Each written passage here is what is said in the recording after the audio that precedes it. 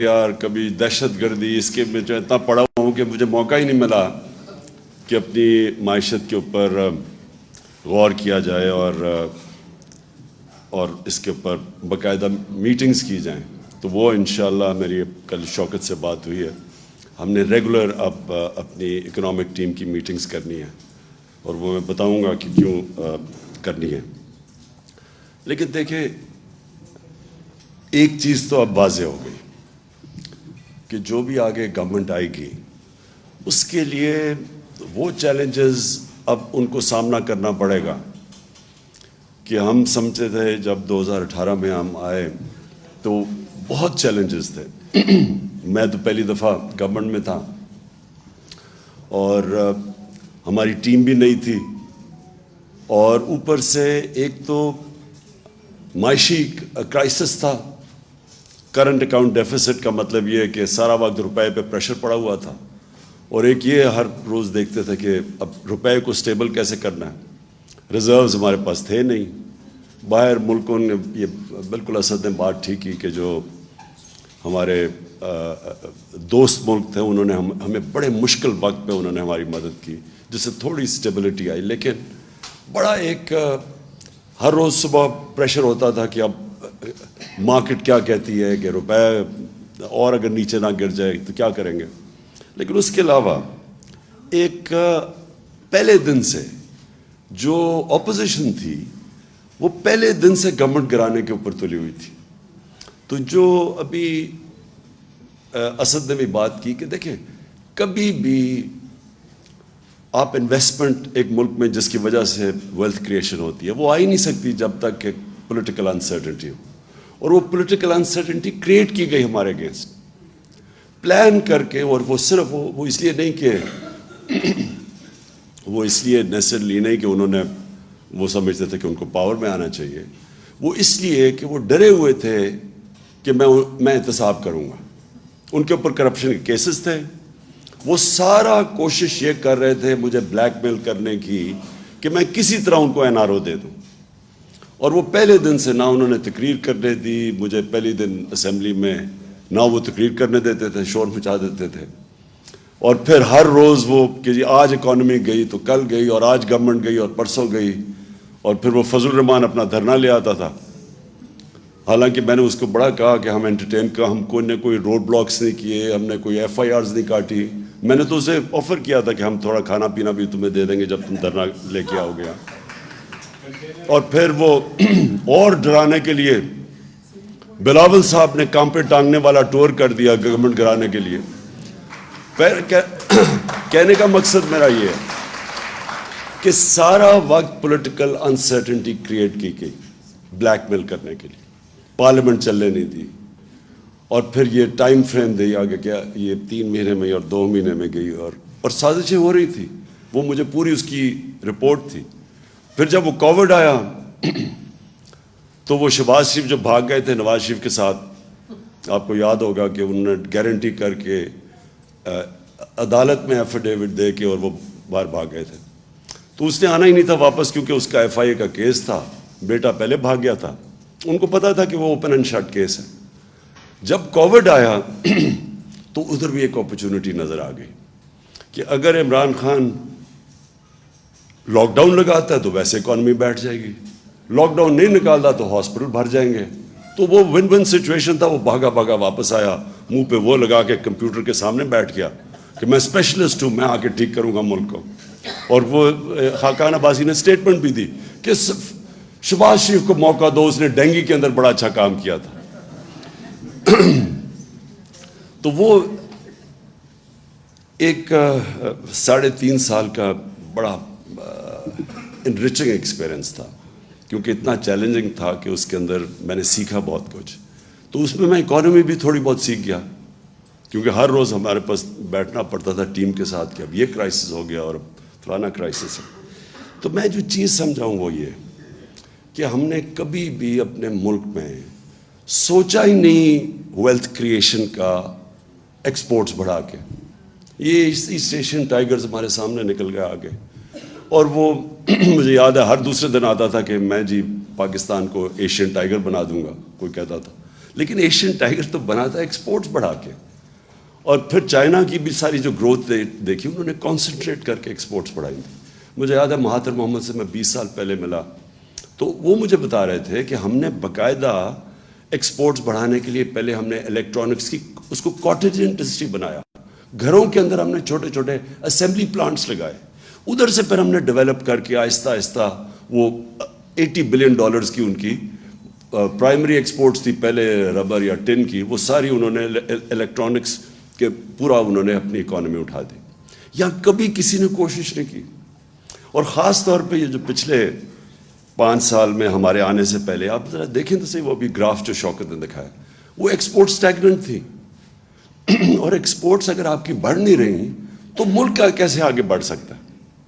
اور وہی ہوتا ہے, تھوڑی سی ہماری گروتھ ریٹ اوپر جانے لگتی ہے, کرنٹ اکاؤنٹ کے اوپر پریشر پڑ جاتا ہے, وہ پھر ہمیں IMF کے پاس جانا پڑتا تھا, اور اسی سائیکل میں ہم پھنسے ہوئے تھے. تو ہم نے آتے ساتھ ہی پھر جب کوشش کی ایکسپورٹس کے اوپر, اور بڑا زور لگایا ایکسپورٹس کے اوپر, اور پہلی دفعہ ایکسپورٹرز کو بلایا, کانسنٹریٹ کیا کہ ہم کیسے ان کی مدد کر سکتے ہیں. باہر بھی گیا میں, جتنے بھی دورے تھے تو میری پوری کوشش ہوتی تھی ہم اپنے ایکسپورٹرز کو ساتھ لے کے جائیں تاکہ ان کی کسی طرح ان کی مدد کریں, کہ اس کے بغیر تو کچھ نہیں ہونا تھا. دوسرا ہمارا اثاثہ اوورسیز پاکستانی ہے, کیونکہ میرا انٹریکشن ان سے بہت زیادہ ہے, اور مجھے انہوں نے سپورٹ, جس کو کہتے ہیں فورن فنڈنگ,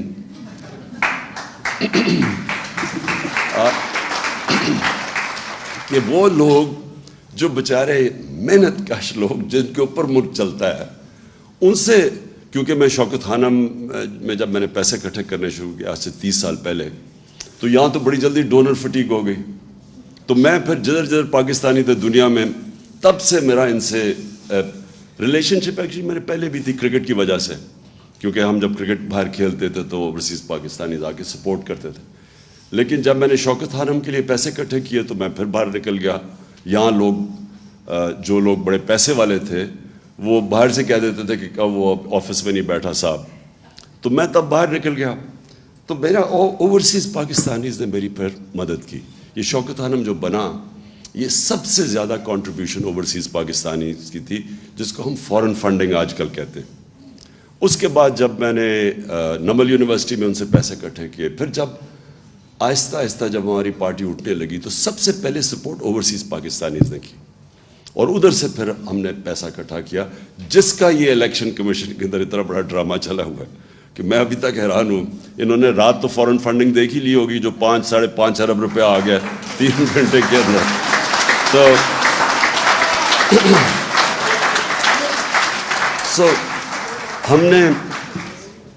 میں تب بھی جب میں اوورسیز پاکستانیز کو ملتا رہا تو میں نے ہمیشہ, میرے دل میں یہ تھا کہ ایک دن آئے گا کہ یہ پاکستان کو بیل آؤٹ کریں گے. IMF نہیں کرے گی, فرینڈلی ملک نہیں کریں گے, یہ کریں گے بیل آؤٹ. کیونکہ ان کے پاس جو پیسہ اس وقت جو ڈالرز پڑے ہیں, اگر ہم صحیح معنی میں اس کو ہم ٹیپ کر لیں, اور ہم نے کیا, ریمیٹنس میں ہم نے بڑا زور لگایا اور ریکارڈ ریمیٹنسز آئیں, اور ایکچولی اس کی وجہ سے ہم بچے رہے, کیونکہ انہوں نے 31 یا 32 ارب ڈالر بھیجا باہر سے, کبھی اتنا پیسہ نہیں آیا تھا. اور یہ بھی تھوڑی سی ایفرٹ کی تھی ہمیں, کیونکہ ہم اتنے اور پرابلمز میں پھنسے ہوئے تھے. اب جو میں سمجھتا ہوں کہ یہ جو اب صورتحال جس بھی گورنمنٹ کو ملے گی, اس کو بڑا اب out of the box thinking کرنی پڑے گی. یعنی اس کو پاکستان کو ایسے چلانا پڑے گا جو اب تک ہم نے پاکستان کو نہیں چلایا. ہمیں اب وہ سٹیپس لینے پڑیں گے جو اب تک ہم نے وہ سٹیپس نہیں لیے. ہمیں پہلے سے, اب جو میری شوکت سے کل بات ہوئی تھی, اب پہلے سے ہمیں وہ تیاری کر کے آنی پڑے گی جو ہم نے 2018 سے پہلے نہیں کی.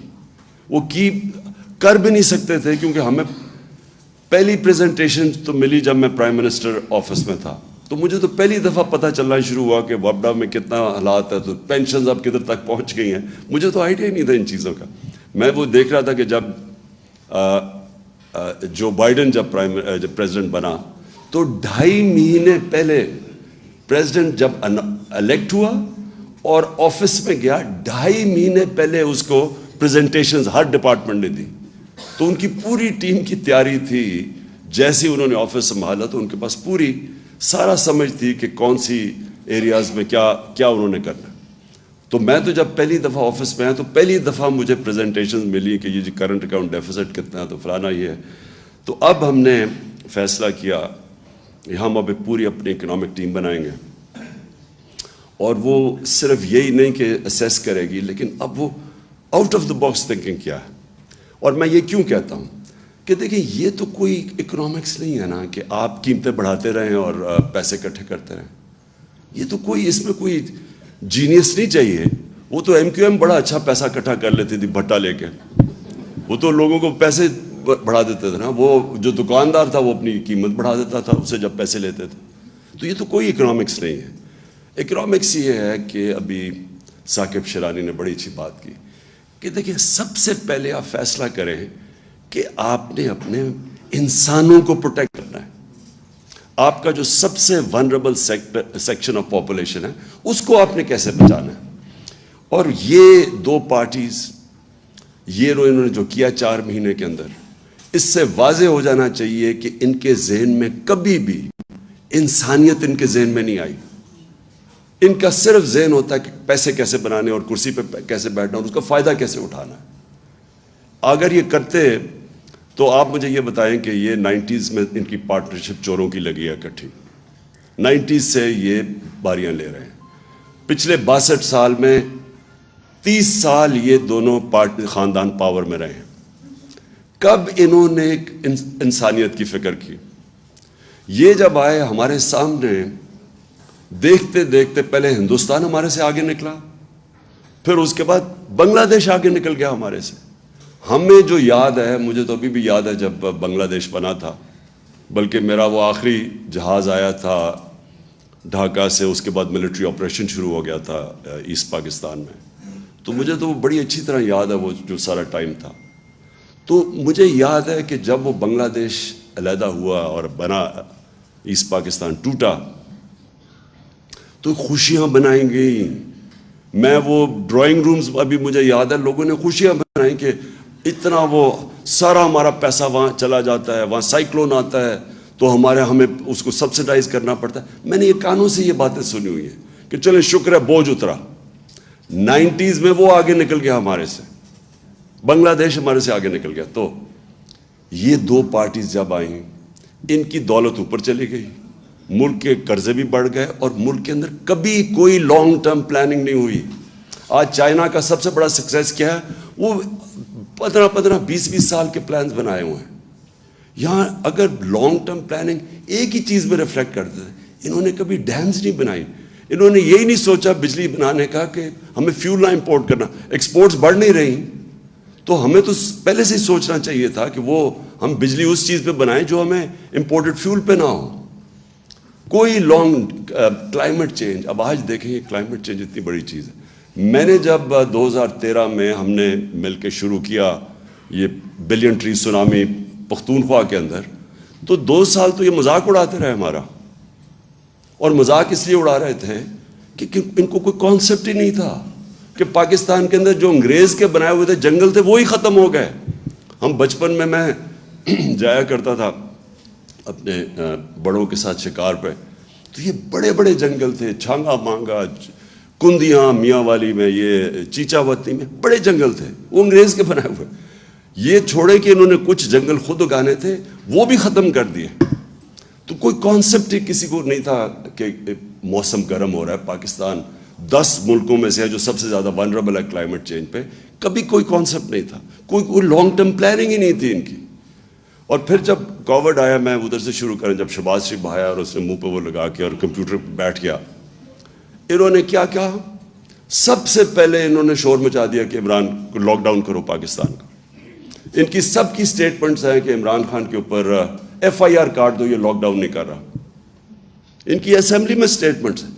بلکہ انڈیا کی تعریفیں شروع کر دی, جو نریندر مودی نے وہاں کرفیو لگایا تھا اس کی تعریفیں کرنی شروع کر دیں کہ وہ دیکھو کتنا اچھا کام کر رہا ہے اور یہاں کو لاک ڈاؤن نہیں لگ رہا. کیونکہ انہوں نے کبھی غریب کا سوچا ہی نہیں ہے. میں بار بار ان سے پوچھوں کہ مجھے یہ بتاؤ کہ وہ دہاڑی دار کا کیا بنے گا. یہ اسد وہ NCOC میں تب یہ تھا, تو ہماری کیا آرگیومنٹس, کیا ہم ڈسکشن ہوتی تھی. پہلے تو آپ سوشل ڈسٹینس کی بات کر رہے ہیں, ہمارے یہاں کچی آبادیوں کے اندر 10-10, 8-8 لوگ ایک کمرے میں ہیں, وہ کدھر سوشل ڈسٹینسنگ ہوگی؟ پھر وہ جو دیہڑی دار ہے وہ اگر تنخواہ اگر پیسے نہیں کماتا، چھابڑی والا ہے، وہ کیسے اپنے بچوں کو پالے گا؟ میں کہتا رہا نہ لاک ڈاؤن لگاؤ بلکہ پارشل لاک ڈاؤن لگاؤ. وہ سندھ میں وہ مراد علی شاہ نے وہاں لاک ڈاؤن لگا دیا، اور 2 ہفتے کے بعد کوئی گاڑی جاتی تھی غریب علاقوں میں، اٹیک ہو جاتا تھا اس کے اوپر، بھوکے لوگ تھے سارے. اس نے پھر ڈر کے پھر میرے کندھے پہ بندوق چلائی. اس نے کہا اچھا اب آپ کہہ رہے ہیں تو ہم لاک ڈاؤن ہٹا رہے ہیں، کیونکہ وہ ڈرا ہوا تھا کہ اگر وہ ہاسپٹل میں زیادہ لوگ آ گئے تو پھر میرے اوپر وہ بلیم کرے گا. لیکن میں صرف اسے ایک مینٹل ایٹیٹیوڈ آپ کی بتانا چاہتا ہوں کہ ان کے کبھی بھی ذہن میں عام آدمی نہیں تھا. انہوں نے سوچا ہی نہیں کہ عام آدمی کیسے گزارا کرے گا. دیہڑی دار ہے، یہ ہے، کتنے لوگ ہیں. ہمارا جو لیبر ہے وہ زیادہ تر تو انفارمل سیکٹر میں ہے، اس کی تو کوئی رجسٹریشن ہی نہیں ہے. تو آپ کیسے ان کی مدد کریں گے؟ اس لیے مجھے کہتے ہیں جی وہ دیکھو چائنا نے کیا کیا تھا. ووہان سٹی میں جب چائنا نے لاک ڈاؤن لگایا تھا، ایک گھر پہ کھانا پہنچایا تھا انہوں نے. تو ہمارے پاس تو تھا ہی نہیں. تو لہٰذا جب ہم اس ساری چیز سے نکلے، میرا ایمان اللہ میں ہے کہ وہ ہمیشہ جب ایک غریب کی آواز بھی سنتا ہے، اس کی دعا بھی سنتا ہے، اس کی تکلیف بھی سنتا ہے. وہ جب آپ اپنے لوگوں کو کرش کرتے ہیں، سوچتے ہی نہیں ہیں اب IMF یہ کہہ رہا ہے تو چلو یہ کر دو. انہوں نے آتے ساتھ ہی جتنے سٹیپس اٹھائے ہیں، ایک دفعہ مجھے بتائیں کہ ایک عام آدمی ان کی ذہن میں فیچر کیا ہے کہ آج یہ ابھی جو فگرز بتائی ہیں ثاقب نے، جو کہ 45% اگر کنزیومر پرائس انڈیکس، میننگ کہ وہ کھانے پینے کی چیزیں جو عام آدمی کو افیکٹ کرتی ہیں، جو بجلی ہے جو عام آدمی کو افیکٹ، انہوں نے سوچا کہ اس کے اوپر کیا گزر رہی ہے. یہ صرف اور صرف سوچ رہے ہیں اپنی، صرف میں آپ کو آج بتاتا ہوں کیا سوچ رہے ہیں. انہوں نے NRO کیسے لینا ہے، اپنی کرپشن کیسز کیسے ختم کرنے ہیں. انہوں نے کیسے اب یہ عام اب مارکیٹ میں چلے جائیں، ان کے وزیر لگے ہوئے ہیں پیسے بنانے کے لیے. ان کو کوئی فکر نہیں ہے، ان کے ذہن میں بھی نہیں آ رہا کہ عام آدمی کے اوپر آج کیا گزرے گی جو انفلیشن ہے. سم اپ میں یہ کرتا ہوں، ہمارے جو اب چیلنجز ہیں بڑے چیلنجز ہو گئے ہیں پاکستان کے لیے. جو اب ہمیں سوچنا ہوگا کہ ہم نے اب کیسے کیا سٹیپس لینے ہیں. انشاءاللہ اگر ہماری حکومت آتی ہے تو وہ ہمیں وہ سٹیپس لینے پڑیں گے جو آج تک پاکستان میں کسی نے نہیں لیے. وہ واقعی وہ بڑے فیصلے کرنے پڑیں گے جو ابھی تک ہم نہیں کرتے. ہم کسی نہ کسی اپنی گورنمنٹس بچانے کے لیے پیچھے ہٹ جاتے ہیں. وہ جو فیصلے ہوں گے اس میں جو سب سے نمبر 1 جو فیچر کرے گا کہ ہم نے کیسے پروٹیکٹ کرنا ہے اب اپنے یہ ونربل لوگوں کو، اس کو ہم پرائیورٹی بنائیں گے. اس کے بعد ڈیولپ کریں گے اپنے باقی سارے پلانز. اور میں جو سمجھتا ہوں کہ جو آگے فیچر کرے گا، جو سب سے بڑے ہمیں اس ملک کو نکالے گا اب یہ جو آگے کرائسس آ رہا ہے، اس میں ہمارے اوورسیز پاکستانی ہیں. یہ وہ لوگ ہیں اگر ہم صحیح معنی میں، اور ہم ڈیوائز کر رہے ہیں، ابھی سے ہم نے پلاننگ شروع کی ہے کہ ہم کیسے ان کو انویسٹمنٹ یہاں کروائیں اپنے ملک میں. کیا چیز، کیونکہ انویسٹمنٹ کا سب سے بڑا پرابلم پاکستان میں کیوں ہمارے دور میں ہم نے بلکہ انویسٹمنٹ آ رہی تھی لیکن رکاوٹ کیا تھی کہ جی اب گورنمنٹ جا رہی ہے تو 2 ہفتے میں جا رہی ہے، 3 ہفتے میں جا رہی ہے، اب دھرنا ہے. اس کی وجہ سے ایک انسرٹنٹی کریٹ کی ہوئی تھی. تو پولیٹیکل سٹیبلٹی سب سے پہلے بہت ضروری ہے. اور اس کے بعد اوورسیز پاکستانی ہماری پرائیورٹی ہونی چاہیے کہ ان کو ہم کیسے ڈرا کر سکتے ہیں کہ جو ہمارا کرنٹ اکاؤنٹ ڈیفیسٹ بڑھ جاتا ہے، اس کو ہم کیسے اس انٹرم پیریڈ میں کور کریں. میں نے 2 بڑے پروجیکٹ سوچے تھے اور دونوں اوورسیز پاکستانی اس کے لیے تھے. ایک ابھی جو راوی سٹی، ایک نیا شہر، کیونکہ وہ سب سے زیادہ اس میں اوورسیز پاکستانیز کا انٹرسٹ تھا. دوسرا ایک بنڈل آئلینڈ ہے کراچی میں، بالکل وہ پڑا ہوا ہے ایسے ہی، سارا سیوریج جا رہا ہے، یعنی وہ کوئی بیکار جگہ ہے. ادھر سے ہم نے پوری پلاننگ کر لی. بڑے انویسٹرز آ رہے تھے، دبئی سے بڑے کنسورشیمز آ رہے تھے اس کے اندر انویسٹ کرنے. دونوں سیبوٹاج کیے گئے. بنڈل آئلینڈ ہم کام شروع کرنے لگے، سندھ گورنمنٹ نے NOC وڈرا کر لیا. یہاں جو راوی سٹی تھی، اس میں ہمیں بڑے بڑے انویسٹرز آ رہے تھے، بلینز آف ڈالرز آ رہے تھے ہماری انویسٹمنٹ کے لیے. 11 مہینے ایک جج نے اسٹے آرڈر دے دیا، روک دیا پروجیکٹ اس نے. 11 مہینے. اور ہمیں پتہ ہے کدھر سے پریشر تھا. پریشر سارا یہ ہاؤسنگ سوسائٹیز کا تھا جو ایک بہت بڑا مافیا بن گیا. انہیں پتا تھا کہ اگر نیا پورا شہر اوپر چلا جائے, ماڈرن سٹی بن جائے, تو یہ جو ریل اسٹیٹ, یہ جو سارا اس وقت بہت بڑا اسکیم بھی ہیں اس کے اندر, ان کو ڈر تھا کہ وہ رک جائیں گے, ان کی پراپرٹیز یعنی لوگ ادھر انویسٹ کریں گے. انہوں نے بیٹا 11 مہینے اسٹے آرڈر, اور میں اس لیے کہہ رہا ہوں کہ اس کے اندر ہمارے پاس بلینز آف ڈالرز آ جا رہے تھے جو کور کر دیتے. یہ جو کموڈیٹی سپر سائیکل کرونا کی وجہ سے ساری دنیا میں آیا ہوا تھا, میرا خیال تھا کہ ہم وہ گیپ تب تک کور ہم رائڈ کر دیں یہ پیریڈ جب کہ یہ کموڈیٹی سپر سائیکل نیچے جائے گا. تو میں وہ انفارچونیٹلی انہوں نے سیبوٹاج کیا, لیکن میں ابھی بھی سوچتا تھا کہ ہم یہ نہ سازش کے تحت ہمیں ہٹاتے تو ہم اس کو اس طرح رائڈ کرتے, کیونکہ ابھی بھی روڈا چل پڑا تھا تب, تو اس میں ہمارے پاس پیسے آ جا رہے تھے. تو آخر میں سمجھتا ہوں کہ انشاءاللہ یہ طریقہ جو آنے والا وقت ہے, اس میں ہمیں نمبر 1 اپنے عام آدمی کی اب بچانا ہے اس کو. یہ جو مہنگائی آ رہی ہے, اور اس کے بعد یہ جو افیکٹس بدقسمتی سے آئیں گے فلڈز کی وجہ سے, تو ہم نے اس کو پروٹیکٹ کیسے کرنا ہے, اس کے لیے بھی out of the box thinking ہمیں کرنی پڑے گی. اور جو پرابلمز آئیں گے اور جو ہمارے کرنسی کے اوپر پریشر پڑیں گے, وہ انشاءاللہ ہم اب ڈیوائز کر رہے ہیں طریقے کہ کیسے ہم اوورسیز پاکستانیز کو انویسٹمنٹ کروائیں گے پاکستان میں, ان کے لیے بھی ون ون سچویشن ہو اور ہمارے ملک کو بھی یہ مشکل وقت سے نکال دیں. شکریہ جی.